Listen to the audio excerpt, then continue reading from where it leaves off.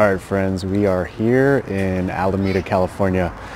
This is known as Christmas Tree Lane. It's a block that's on Thompson Ave, and every year during this time, during the Christmas holidays, they actually have all of these lights that are just turned on throughout this entire street here. And it's a really great spectacle for families to come check out. And I think, if I'm not mistaken, everybody that lives on this block actually gets I believe a discount on their electricity bill. So a really cool way to be really festive in this particular part of town. So if you've not yet visited, I certainly recommend coming out here with your family, your friends, your loved ones. I'll put some info in the description box below so you can kind of find where we are.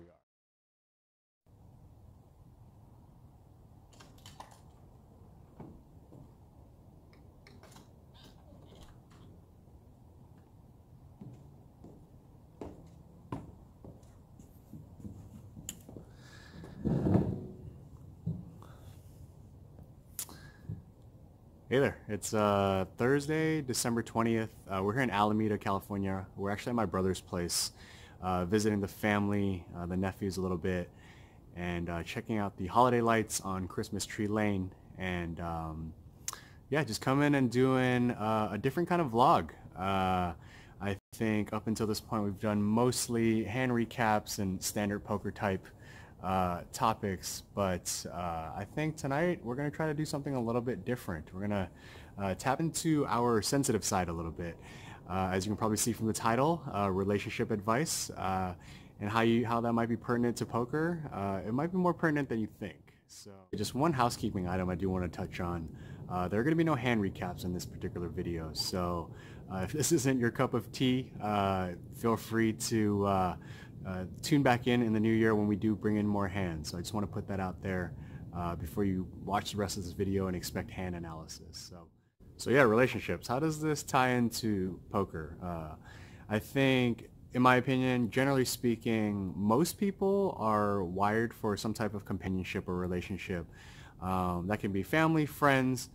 For this particular purpose, we will be talking more on the romantic side. And I think, based on feedback that I've kind of witnessed and have shared with other friends that play poker over the years, I think balancing a relationship can be tough sometimes when you're involved in a game like poker or another game or activity that is heavily volume-based that determines your success. So, in order to be successful at poker, you're going to have to put in hours both on and off the table. And that's going to be at the cost of hours being spent elsewhere. And so if you are someone who wants to have that companionship with someone, there's going to be a couple of things you should try to do to maximize the opportunity for success. And I've kind of boiled those down to 5 different, tips that one should kind of pursue if you are going to want to have a successful relationship. That being said, I do want you to take this with a grain of salt because I myself am single. So feel free to take away what you will from this. I think it's an interesting topic that I don't think a lot of people have delved into. And so I'm going to take a first attempt to my knowledge of kind of cracking this particular topic. So the first one might sound a little bit obvious, but it's to share with the person that you're seeing that you play poker, and to do this fairly early on. I think it's important to kind of be open, honest, and transparent about this from the get-go because oftentimes with a game like poker or another volume-based activity that is similar, it could potentially be a deal breaker for that person. I think rather than kind of progress through a relationship and then find out later that it's just better to do it early on. And I think that's when you kind of decide together if it's something that can be navigated through. All right, the second tip is around time allocation. Poker is a volume-based game, and it's going to take a decent amount of your time both on and off the tables in your life if you want to further yourself in this game. When you do that, though, it does come at a trade-off, and that's time being spent elsewhere, i.e. with your partner. And so I think it's important to kind of do 2 things to balance this piece. So the first of which is scheduling. I think it's important to put some sort of routine or structure in place in order for you to hit your volume targets. Personally, I like to do weekly plans and go from there in terms of the hours that I want to put in. And it's also important that when you do have a partner, to communicate with that person, whether you guys prefer daily, weekly, or monthly. That way the expectations are set. I mean, from time to time you may deviate from that because a certain game will pop up or something like that. But it's important to try to, kind of lay a basic structure so that, both parties are kind of aware of, what the expectations are. Alright, so the second piece of time allocation is prioritizing. Sometimes you'll get pulled into games that you weren't expecting to play, or it goes a little bit longer. That's not what I'm talking about. I'm actually talking about if there are, events that are down the road, like weddings, birthdays, things you can actually plan for in advance. I think in order to make sure that you stay balanced with your partner, you shouldn't miss these events. That's just my personal opinion. Occasionally you might miss, like I said, a hangout with a friend that was supposed to happen, but you weren't able to make it because the game ran long. But if there's something like kind of way ahead in the future that you've got planned, I don't think there should be too much reason to miss that. So make sure you schedule accordingly and that you prioritize that schedule. The third tip is to be present. And this is going to differ slightly from person to person based on their love language, which I believe there are 5. Quality time, physical touch, words of affirmation, gifts, and acts of service. So all 5 of those different love languages have a component of being present. If it's quality time, that's pretty obvious that, when you're with that person, you don't want to be on your phone or doing other types of things. And if you're buying gifts for someone, you don't want to just nonchalantly buy something for someone. You want to make sure that you're present and you put some thought into it. So I think it's important. Sometimes the game of poker can be fairly consuming and kind of take over the brain at times. But it's important to, make sure that if you're going to focus on a relationship, that you stay present. And that's going to mean different things, like I said, for your partner. But you got to definitely strive for that if you want that to be successful. So the 4th tip is to be able to balance your mental and emotional state. As I've touched on, and as you know from playing, poker can take a toll on you mentally and emotionally. There's a lot of ups and downs that come with the game.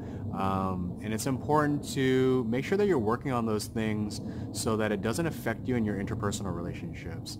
So, at times you're going to find yourself hitting a downswing and you're probably not going to be in the best mood. But it doesn't make it right that you take it out on your partner, for example, or that you're not being present, as I mentioned. And I think there's a couple ways to kind of counteract it to make sure that you can improve your mental state. For me personally, I do a few things that seem to work pretty well. And I certainly recommend things like meditation, doing yoga, regular exercise, things like that. Just things that you can do to essentially make yourself a little bit more aware and emotionally intelligent, whether that's also watching different inspirational videos. I think it's important to kind of get connected with yourself. And when you do that, you're a little bit more aware of like your different feelings during different times. And so when you do hit a rough spot, for example, in poker, you can kind of be more self-aware of that and not necessarily have it reflect then on your interpersonal relationships. All right, and here's the last tip. And it's to introduce your partner to something that is fun that's related to poker. Typically, I've heard that a decent way to approach this is to invite them to a social gathering. Sometimes there are poker players that throw parties, or that you want to just set up a dinner with your close poker friends. And I think that's a good time to include this person because they get a chance to see, kind of what life can be like around poker. And it's not what, they might think at times. A lot of times poker can be labeled as like a really negative activity because it's in the realm of gambling. And it isn't so much to disprove that, because I think there is some truth to that. But, if you're somebody who takes the game seriously and, you want your partner to kind of be understanding of that, I think it's important to kind of expose them to some of the positives that come with the game. And for me personally, I've met some really great people at the tables. I've, gained a bunch of knowledge talking to different people that, have just crazy intellect levels. And I think if you expose this person to that type of environment, they might be able to understand kind of, that there are some positives that can be. All right, so to recap, there are 5 tips. The first is to share that you play. The second is time allocation. The third is to be present, and that's different again for different love languages.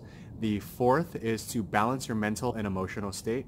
And the 5th one is to introduce them to something fun or positive that the game has to offer. All right, so that concludes the details for this deviation from the regular poker vlog into this relationship thing. So I hope you enjoy it. I know it's a little bit of a different take. The plan isn't to continue doing these types of videos regularly, but I figured, just something different. And it's probably going to be the last vlog of the year for me. There's going to be a lot of time spent during the latter part of this month with family. And so yeah, I think we started this project back in October of 2018, and it was just meant to be something to try. And in the last few months, I've really experienced a lot of personal growth from doing this type of project. The community feedback from you all has been great.